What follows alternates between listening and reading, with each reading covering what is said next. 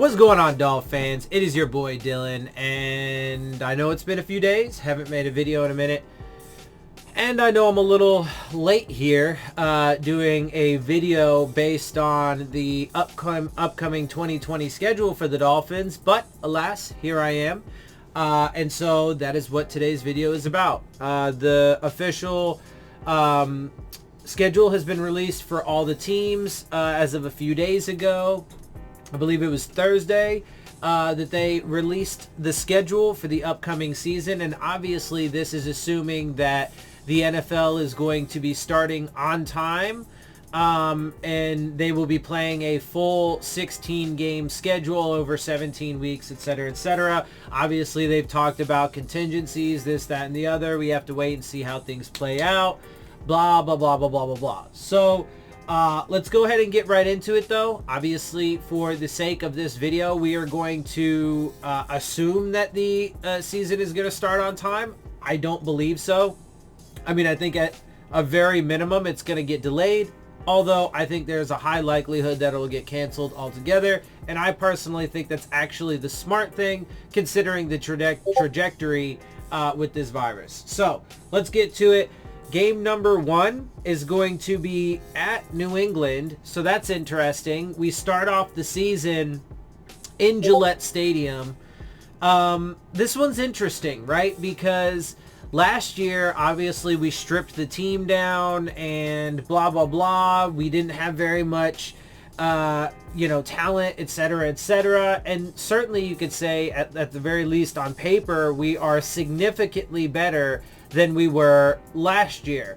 That has to bear out on the field, so we don't know yet for sure, and I have plenty of concerns, but to be fair, nothing has happened yet, so we don't know one way or the other. But the point is last year, with a theoretically less talented team, etc., we did go into New England and beat them in Gillette Stadium. One of the few things that the coaching staff and organization got credit for last season from me that they duly earned. They definitely went in, and the players obviously get a ton of credit for going out there and executing on the field, but they did, right? So it's going to be interesting to see what happens when we go play them this time, considering they're missing, Tom Brady and, Kyle Van Noy's on our team now, blah, blah, blah. So, are we going to be able to go into New England, first game of the season, and knock them off and go 1-0? I don't know. We'll see. I mean, look, it's going to be super hard to predict these games. And by the way, as you guys know, first and foremost, when it comes to the schedule, it's obviously a factor that I take into consideration for my evaluations, but it changes, and certainly the weight of that factor changes, right? Like right now, the schedule it doesn't matter, like, almost at all. It's purely speculative, etc., etc., right? Like, if we were halfway through the season and we had a game to play the very next week, then we could be like, okay, scouting report on the next team, and this is how we've done so far throughout the season. We have some data points to go off of to be able to see if we can accurately predict how we're going to do going forward. But we're missing a ton of information, so it's going to be hard to say. Even during the season, I'm guessing it's going to be hard to say because there's so many changes and so much going on, etc., etc. Anyway, but it is going to be a fascinating game to watch. And I mean, look, if we can come out of New England with a win there, then awesome, right? That would be certainly a great way to start the season. You would definitely have to, I mean, look, at the end of the day, it would be awesome, obviously, but, we have to be objective. We still have to, in our evaluation of it, we have to take into account that Tom Brady's not there, etc., etc. So, but if we lose, same thing, right? So if we lose, that'll be a factor in a loss for us, is Tom Brady wasn't there, right? If we win, Tom Brady wasn't there, right? Those are undeniable, objective facts that will have to go into the evaluation at the time when we are deciding beforehand whether or not we think we have a chance to win, and afterwards to evaluate what actually happened. All right, and then so week 2 we follow up a divisional matchup with the Patriots with another divisional matchup against the Bills. So we're gonna have to fly to New England, then we'll come back to face the Bills in Miami for week 2.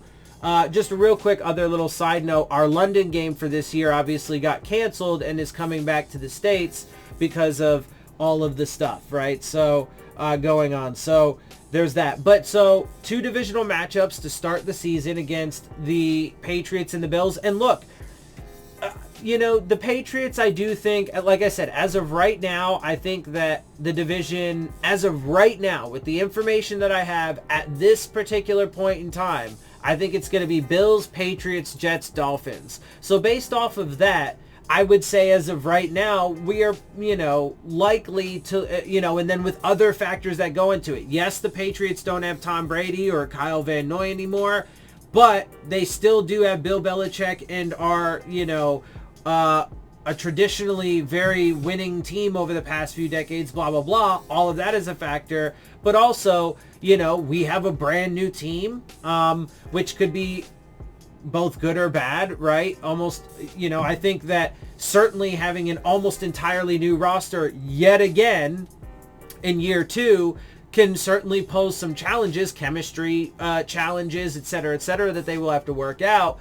But that it could ultimately benefit us. We'll have to wait and see. Maybe we don't know, right? But it's the first 2 games are certainly going to be a test for this team in this upcoming season to help determine whether or not they are going to actually have any success in 2020, and furthermore to help then add more data to our projections on whether or not this team is going in the right direction overall. Anyway, and so look, either way though, those are going to be 2 tough divisional matchups that we're going to have to come away with wins if we're going to have any hope of, increasing our win total and then hopefully, even making it to the playoffs. So we'll have to wait and see how that plays out, but it is going to be interesting, and they are going to be 2 fun divisional matchups to begin the season. Week 3, we don't go very far, but we do travel to the Jacksonville Jaguars. That's certainly a winnable game for us on the schedule. Then we go to Seattle, then we go back to Miami to play Seattle. So that's going to be another home game. So at least in that situation, that's a tough team, but we will have a home game advantage, just like the Bills in week 2. Tough team there. But we'll see.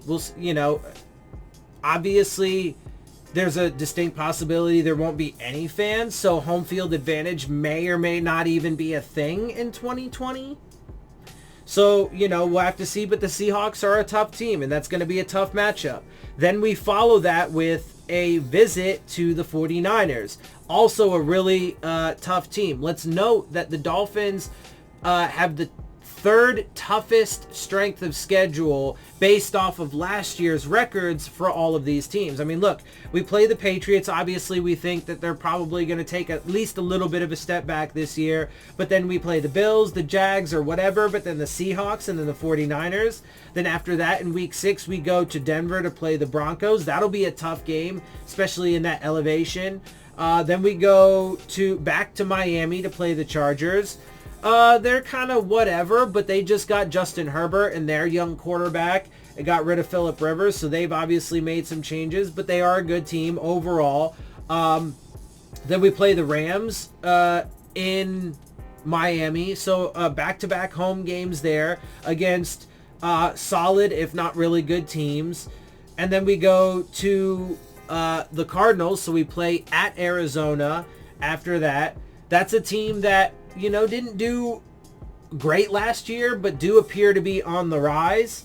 And then, of course, another divisional matchup. Finally, in week 10, we get back to the division with a game against the Jets. That's going to be in Miami. So week 10 in Miami. And then we have our bye week in week 11, which I like. I generally like mid to late season buys. So week 11's cool. And then we play the Jets again. So back-to-back games against the Jets, obviously with a bye week thrown in there, and that second game is going to be against the Jets in MetLife. So, you know, I mean, by this time in the season, you know, it's a tough schedule, man. Like, well, I'll do a quick run through of what I think the record is going to be at the very end after I run through this. So then week 13, we play the Bengals in Miami.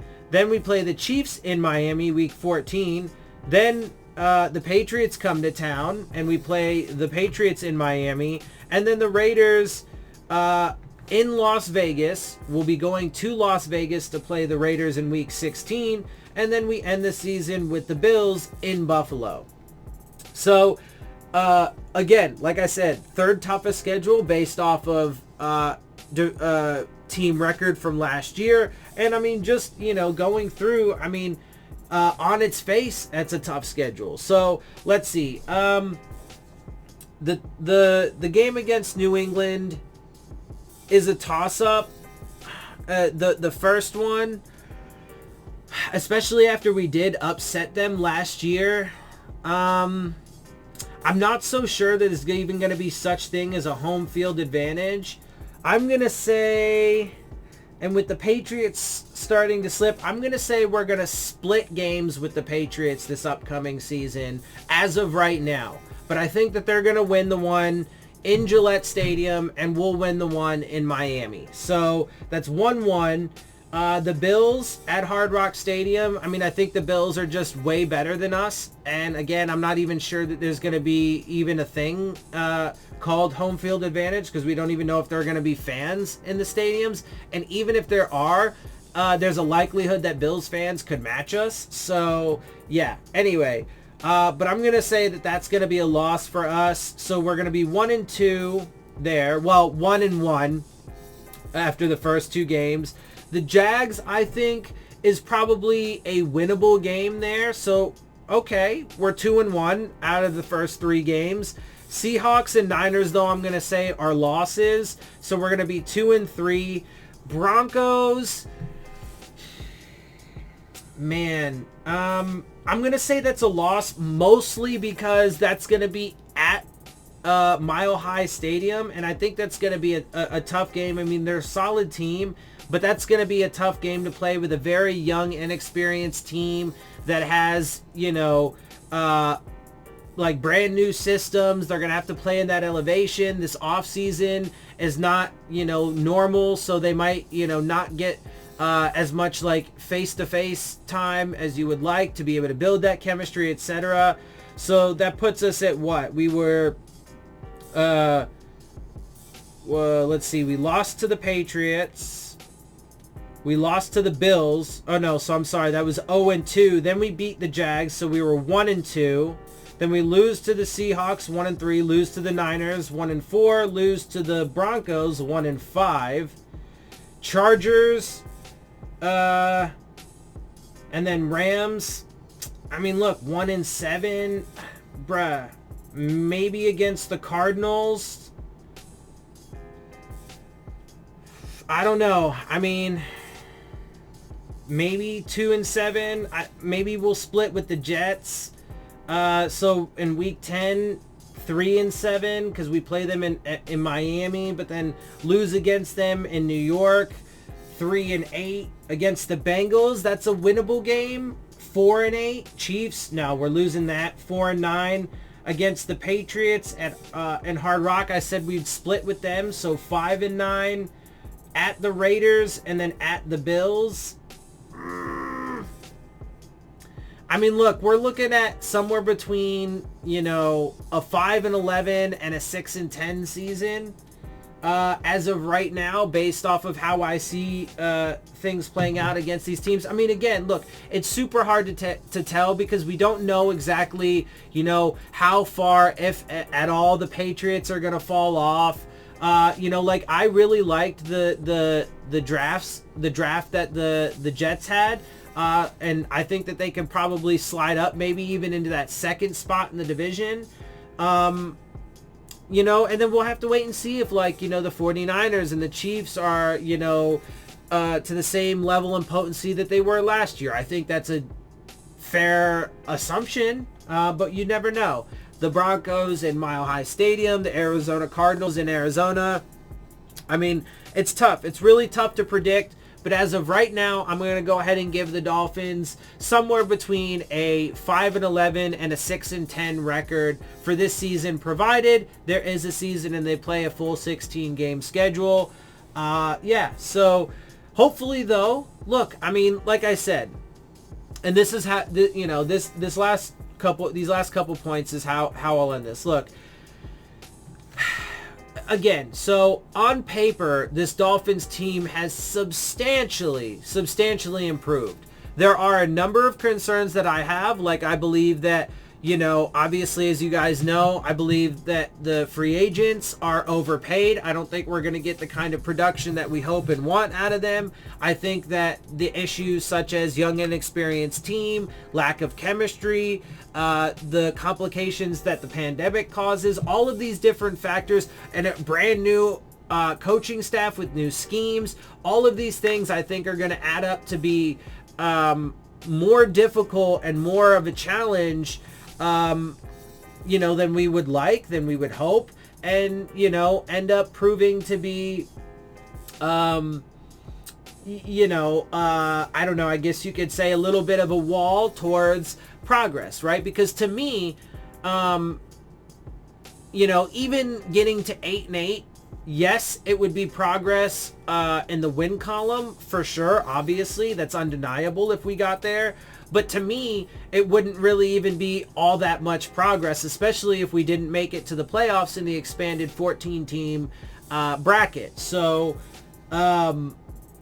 you know, because look, I mean, with the expectations that are on this team, right? The extreme level to which they decided to tank last season, and then, you know, blowing through their cap space in the offseason, and then all these draft picks and taking Tua and all this other stuff. The expectations are exceptionally high. And then you throw in the factor that Stephen Ross is old and seems to be clearly, and from my perspective, getting more and more desperate every year.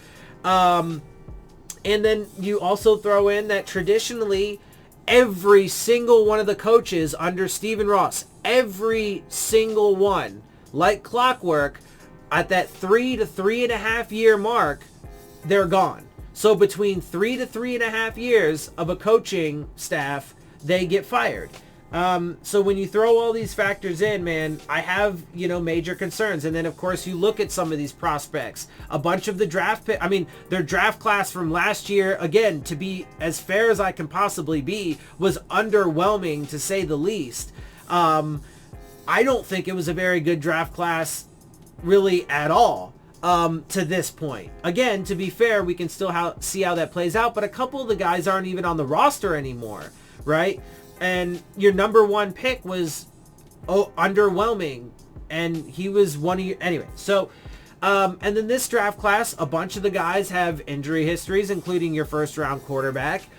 They reached for guys like Noah Igbinoghene. They took a long snapper in round 6 when they could have gotten him undrafted. Like, there are tons of things that they did that are mind-boggling to me and that I would have done totally different. And so I have my concerns. Having said that, I hope that they exceed my expectations, but before they get the credit for that, they have to, as I've been saying for a while now, hashtag prove that shit. It's actually hashtag prove it, so let's be clear there, but they need to prove that shit, man. Like, they need to get out there and prove that the choices that they have made are the right ones.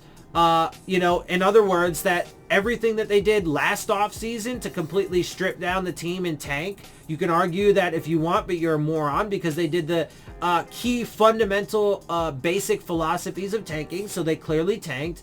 And then, you know, the way that they've addressed this offseason, et cetera, and the guys that they've decided to take, right? Like, I would have taken the top 2 offensive linemen with the first 2 first-round picks. I would have gotten the top safety with our 3rd first-round pick in the draft, the top running back with our first second-round pick, etc. But they did things different, so they need to prove that they made the right choices. I don't believe that they've proven to do very well with their player evaluation to this point. well, they're going to have an opportunity potentially to prove me wrong. If there's a season, let's see them do it. I hope they do. I will be convinced when I see it and not until then.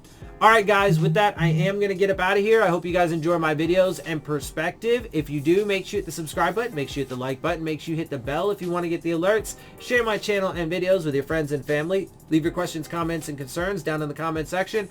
And, of course, as always, make sure you follow me on Twitter at Dillon Tartaro. And with that, I am out. I'll see y'all soon. Fins up.